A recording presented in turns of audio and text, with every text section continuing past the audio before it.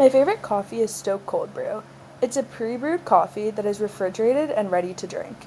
My favorite blend is the Not Too Sweet, which is a slightly sweetened black dark roast coffee. It's an Arabica blend base with a little bit of cane sugar, which I enjoy because it makes it sweeter without having to add in a lot of cream or additional sugar. It's brewed slowly at a low temperature and it has notes of molasses and brown sugar. I usually drink it with a splash of vanilla oat milk creamer and obviously with ice. I really enjoy it because it doesn't taste as watered down as other coffees I've had. It has a rich flavor and almost feels thicker since the flavor is so strong. I also enjoy their espresso blend cold brew, which is another dark roast, low and slow brewed coffee. It has notes of chocolate, nuts, dried fruit, and caramel. I like this one a lot too, and a lot of the time I'll mix both of them to get the perfect level of sweetness and an even better flavor.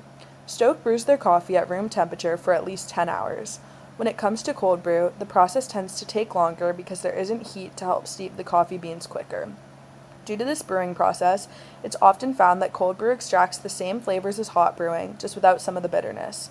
I find that cold brew typically has a stronger flavor than standard coffee, and because I prefer my coffee iced, having it begin cold makes it a little bit easier. Because Stok's coffee is pre-brewed, there's no need for a coffee machine of any kind, making it faster to grab and go and more accessible to people who don't have access to one. This is a bit of a contrast from how coffee was originally consumed, but it fits in more with modern day life. In many cultures, coffee is a ceremonious experience, and it can take hours of brewing and discussion before it's drunk. When coffee first came to America, it was majorly consumed in coffee houses, so it wasn't just a drink, it was a conversation starter. These coffee houses were home to intellectual conversations, some of which sparked things as impactful as the American Revolution. And it was also just a good way to socialize in general. In today's way of life, it isn't always practical to go and sit in a coffee shop for an hour, so the pre-brewed coffee allows consumers to still get their caffeine, but in a shorter and more flexible way. I personally enjoy it because I don't have to put in the effort of making it myself, and it's always ready to drink at any point in time.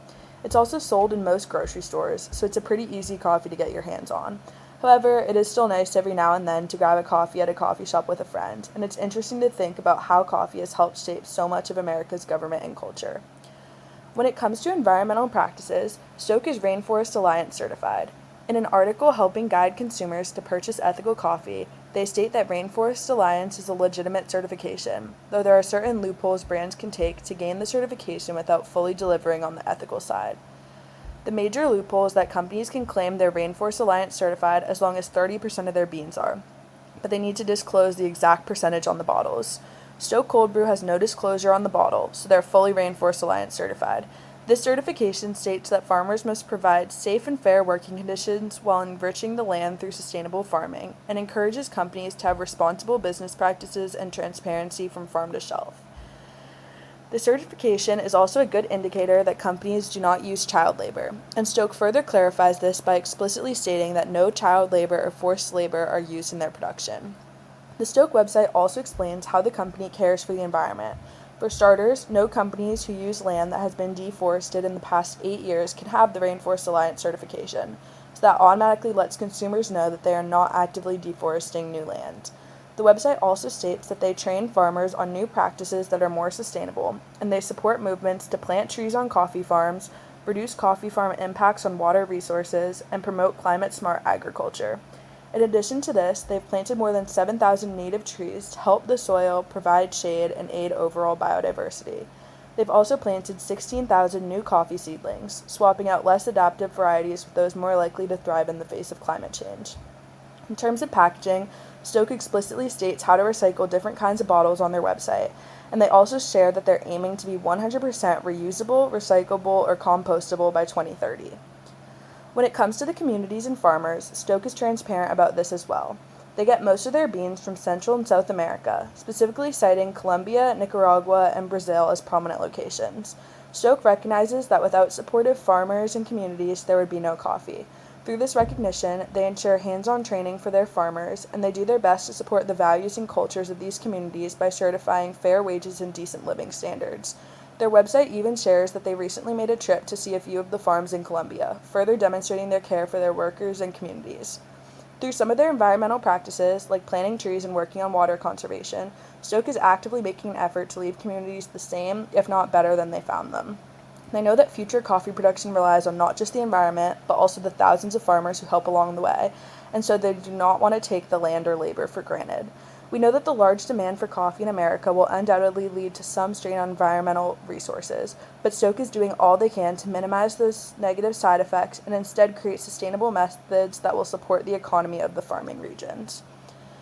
Stok incorporates a variety of ethical practices into their company, and I believe they most closely identify with utilitarianism, rights-based ethics, and environmental ethics.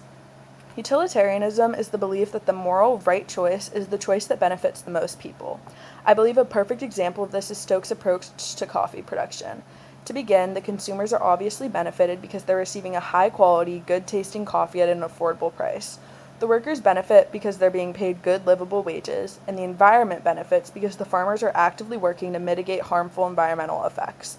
Every character in this situation is benefiting in some way, which lets me know that Stok made the correct moral decision that does the most good. It is also stated that utilitarianism weighs everybody's happiness the same, and I believe Stok does this by making both workers and consumers equally happy with every bottle of coffee they produce. The next theory is rights-based ethics, which is the belief that people have inherent rights and individuals have a moral duty to respect those rights. This is best demonstrated through Stok's labor practices. They do not use any forced or child labor, which respects people's right to freedom. To dive a little deeper, Stok also ensures wages and living standards that are acceptable and livable, which shows a deeper level of respect than simply freedom. Lastly, Stok utilizes environmental ethics, which is the understanding of how humans infect the world around them and doing what one can to limit the negative effects. All of Stok's vows for the future and their Rainforest Alliance certification are evidence of their profound care for the environment, and they go out of their way to exist in harmony with nature. As Stok continues to expand and grow, they may come across some challenges when trying to live up to their promises. Becoming 100% reusable, recyclable, or compostable in the next 5 years is not an easy feat, but having the intentions to do good and give back to the planet still says a lot about the company's character. I hope that they do continue to adapt and make even more sustainable choices in the future. But for now, this is a company that I feel very good about supporting for not just their delicious coffee, but also for their care for their employees and the earth. This is a video that's on Stok's website that goes a little bit more in depth about their supply chain. Stok wakes up in Colorado, but our coffee dreams start in Colombia. We went there to work with 18 local farms who grow some of the coffee beans that fuel us. We take the land and the beans seriously, but we never take ourselves too seriously. Stok supports the farmers who take care of the land. Stok made planting 2,500 trees possible for shade and healthier soil, along with 4,000 native plants for biodiversity. And Stok sponsored farmer workshops on saving water. From reusing brush to hold in moisture, to filtering water and returning it to the land, it's going full circle. Stok believes in coffee that's grown and harvested in a more responsible way. Traceable from farmer to roaster to you. And we believe in paying a premium for coffee beans to be grown this way. Doing right by the planet can feel too big to think about all at once. So we start with a bean, and then dream big.